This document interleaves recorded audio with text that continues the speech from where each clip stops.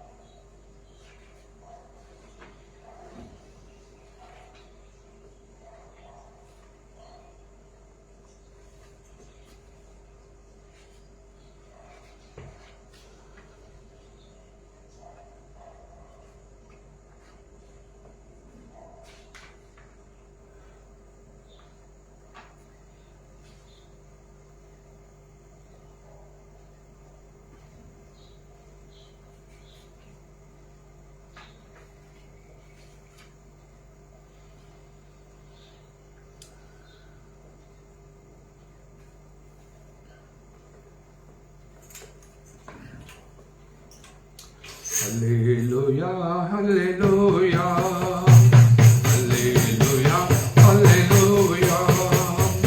Hai basa anandare, sada prabhu parameshwara, siddhi basa hare.